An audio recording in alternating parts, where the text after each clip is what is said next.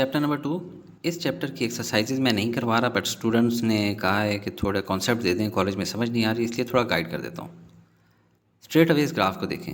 ये sign of x का graph है, जिसमें आप देखें एक्स की हर वैल्यू के लिए वाई की कोई ना कोई वैल्यू है, यानी डोमेन के अगेंस्ट रेंज मौजूद है। ऐसे फंक्शन को कंटिन्यूअस फंक्शन कहते हैं। कंटिन्यूअस फंक्शन की पहचान ये है कि अगर आप इसको ड्रॉ करें तो आप पेंसिल उठाए बगैर कंप्लीट फंक्शन ड्रॉ कर सकते हैं। मगर कुछ फंक्शंस डिसकंटिन्यूस होते हैं। इनमें कुछ डोमेन वैल्यूज़ नहीं होती हैं, यानी कुछ एक्स की वैल्यूज़ ऐसी होती हैं जो कि वैलिड इनपुट नहीं होती हैं, लिहाजा फंक्शन पे उनको रिप्रेजेंट भी नहीं किया जा सकता।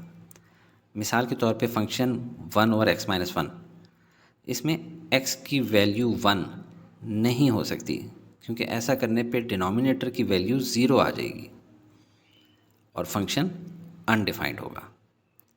इसलिए इस फंक्शन को जब हम ड्रॉ करेंगे तो x की वैल्यू 1 पे अनडिफाइंड होता है, यानी function line x is equal to 1 को टच नहीं करेगा। ये भी कह सकते हैं कि x इज़ इक्वल टू 1 पे एसिम्पटोट होगा। ये टेक्निकल लफ्ज़ है जो कि आप इस्तेमाल करेंगे। एसिम्पटोट ऐसी लाइन होती है जो फंक्शन का हिस्सा नहीं होती और फंक्शन इस लाइन के करीब से करीब तर होता चला जाता है, पर कभी भी टच नहीं करता। हम देख सकते हैं कि जब from left side function x is equal to 1 को अप्रोच करता है तो x में स्मॉल चेंज के नतीजे में फंक्शन में बहुत ज़्यादा चेंज आ रही होती है। ये कंटिन्यू रहता है टिल नेगेटिव इन्फिनिटी, जैसे जैसे x 1 को अप्रोच करता है। इसी तरह जब राइट साइड से अप्रोच करें तो जैसे जैसे x 1 को अप्रोच करता है तो फंक्शन पॉजिटिव इन्फिनिटी को अप्रोच कर रहा होता है। अगर एसिम्पटोट ना भी हों तब भी फंक्शन डिसकंटिन्यूअस हो सकता है, अगर फंक्शन में जंप हो या सिर्फ होल हो। इसका मतलब है कि ऐसा फंक्शन जो देखने में कंटिन्यूअस लगेगा सिवाय एक सिंगल मिसिंग पॉइंट के, जैसे ये फंक्शन है जिसमें होल नज़र आ रहा है जबकि इस फंक्शन में जंप नज़र आ रही है। हम फंक्शन लेते हैं x² माइनस 1 और x माइनस 1। देख सकते हैं कि न्यूमरेटर के फैक्टर्स बन जाएंगे और ये दो टर्म्स कैंसिल हो जाएंगी। हमारे पास सिर्फ x प्लस 1 बचेगा, लिहाजा ग्राफ रिजेंबल करेगा लाइन x प्लस 1 को। लेकिन ओरिजिनल फंक्शन को देखें, डिनोमिनेटर 0 नहीं हो सकता, इसलिए x 1 के इक्वल नहीं होगा। इसलिए x इज इक्वल टू 1 इस फंक्शन के डोमेन में से रिमूव कर दिया जाता है। मतलब कि लाइन में एक डिसकंटिन्यूटी होगी, x इज इक्वल टू 1 पे एक होल होगा जहाँ फंक्शन को इवेल्युएट नहीं किया जा सकता। अच्छा, कुछ फंक्शन जो है पीसेस में भी होते हैं और उन पीसेस को अलग अलग इवेल्युएट किया जाता है डिपेंडिंग कि हम x की कौन सी वैल्यू प्लग इन कर रहे हैं। मिसाल के तौर पे हमारे पास एक फंक्शन है जो कि 5 के इक्वल है जब x लेस देन -2 हो, और x -1 के इक्वल होता है जब x ग्रेटर देन और इक्वल टू -2 हो। यानी फंक्शन नेगेटिव इन्फिनिटी से कंटिन्यूसली 5 की वैल्यू पर रहेगा और ये लाइन लीड करेगी till the point -2,5 with open circle, यानी ये पॉइंट इस पीस ऑफ फंक्शन में इंक्लूडेड नहीं है। और फिर -2 से पॉजिटिव इन्फिनिटी तक फंक्शन x माइनस 1 के ग्राफ की तरह दिखेगा, यानी -2 -3 से स्टार्ट करेंगे। -3 कैसे आया? देखें, जब x में -t की वैल्यू डालेंगे तो आंसर आएगा -3। तो इस पीस के स्टार्ट में फिल्ड सर्कल आएगा क्योंकि ये पॉइंट फंक्शन में इंक्लूडेड है, x ग्रेटर देन और इक्वल टू -2 है। तो ये है सारी कंटिन्यूटी डिसकंटिन्यूटी। एक आध एग्जांपल और समझाता हूँ। अब ये फंक्शन है x² माइनस 4 और x माइनस 2। न्यूमरेटर के फैक्टर बन जाएंगे और ये दो टर्म्स कैंसिल हो जाएंगी।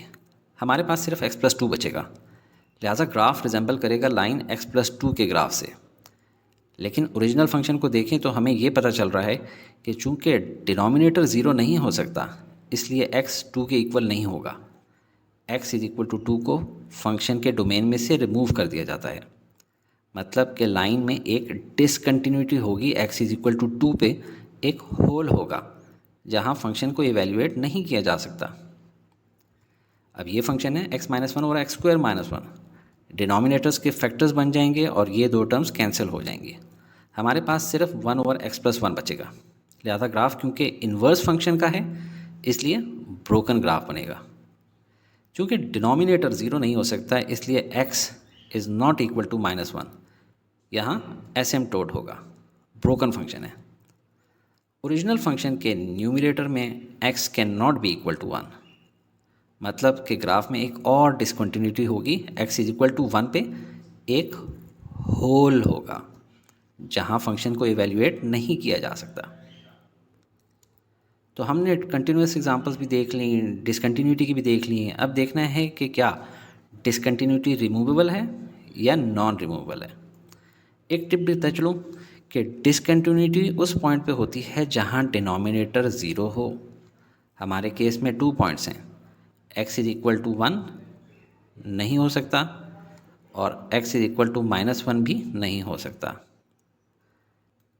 याद रहे, जौन सी डिसकंटिन्यूटी फैक्टराइज होके कट रही हो वो रिमूवेबल होती है और जो ना कट रही हो वो एसिम्प्टोट होती है। एक आखिरी चीज़, आपको ग्राफ देखकर इनपुट्स और आउटपुट्स फाइंड करना आना चाहिए, सिर्फ अलजेब्रिकली ही नहीं। इस ग्राफ को देखें और क्वेश्चंस देखें। f(-4) पूछा जा रहा है, यानी जब इनपुट x की वैल्यू -4 हो उस वक्त y की वैल्यू क्या होगी। तो इस ग्राफ को देखें कि x की वैल्यू -4 यहाँ पे है तो y की वैल्यू यहाँ 0 है, सो आउटपुट इज़ 0। f(6) यानी जब x की वैल्यू 6 हो तो उस वक्त y की वैल्यू क्या है, 4 है।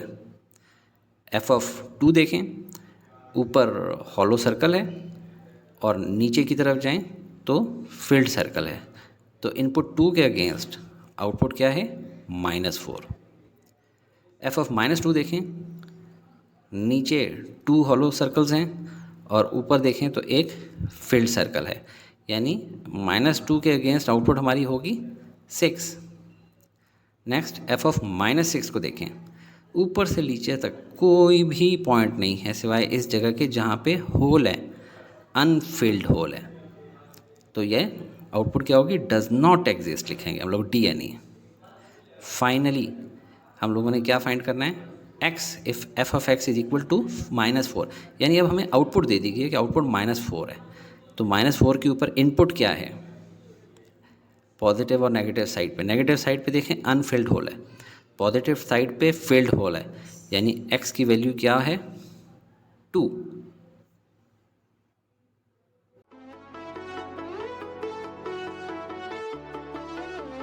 Study with me, a learning experience.